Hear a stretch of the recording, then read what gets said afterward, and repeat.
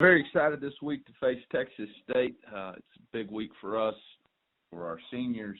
It's their last home game at the Rock, and we're excited about trying to send those guys out in the right way. So with that, I'll open up for questions. All right, thank you, Coach. Steve Little with the Charlotte Observer. Please go ahead. Okay, thank you. Congratulations on that win, Coach. That was very impressive. After the game, you spoke about the offense caught its rhythm, got into its rhythm. Is there any way you can describe how that happens? Is it something that just happens on its own, or is there something that you as coaches can help them do? Or how does that work? Well, I think for us offensively, we talk about three things: rhythm, attack, execute. We want to be able to play with rhythm, which means you're just executing and things are happening easily for you. Your quarterback's just in that rhythm. I don't necessarily know if there's a magic way to do it, because if we could, we would try to succinctly call plays in order for that to happen. It's just, I think when your quarterback and offense are all executing, and that's kind of what was happening to us. We were executing, we were getting the ball on the perimeter, we were playing with tempo, we were hitting some shots, we were running the ball effectively. When those things happen, it allows you to play with a better rhythm. Mm-hmm. What happened with the defense? Was there something that happened that turned that whole thing around after the opening minutes of the first quarter? I think defensively, honestly, it takes us a little bit to settle in. That's happened to us a couple of times with tempo teams, whether it was the first drive of ULM or it was a couple of drives with UNC Charlotte or this team.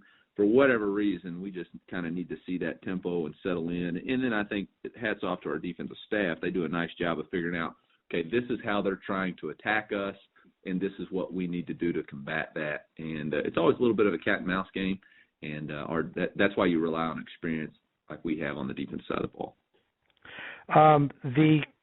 I would assume that game would do a whole lot to boost the confidence, bolster the confidence of your guys. I mean, if they didn't already have it, but falling behind that early, chasing a chance to get into the conference championship game, but being able to come back and dominate like that, I'm assuming that has a positive effect that continues to roll over.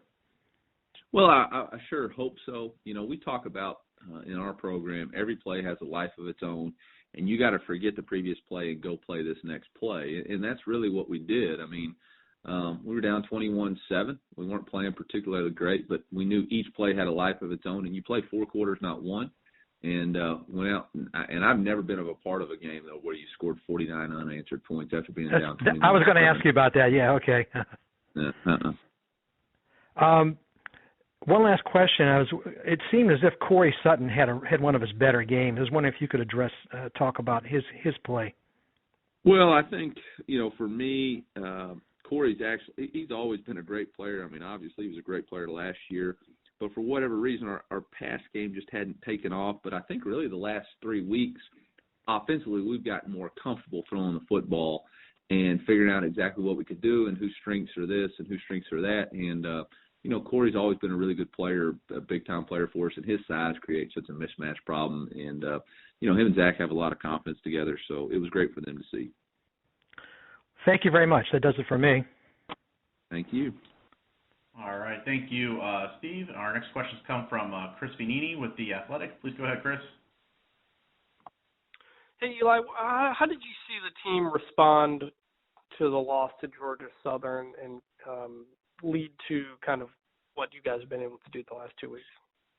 Well, after the Georgia Southern game, we treated it just like we do every other game. You figure out what you did good, what you did bad, and what you have to fix, and realize that every game, every play has a life of its own, and you can't let what happened previously affect what you are going to do next. And so for us, it was about, okay, we didn't play with great energy the first 3 quarters. It really took us till the fourth quarter to play with the type of energy and effort and concentration that we needed.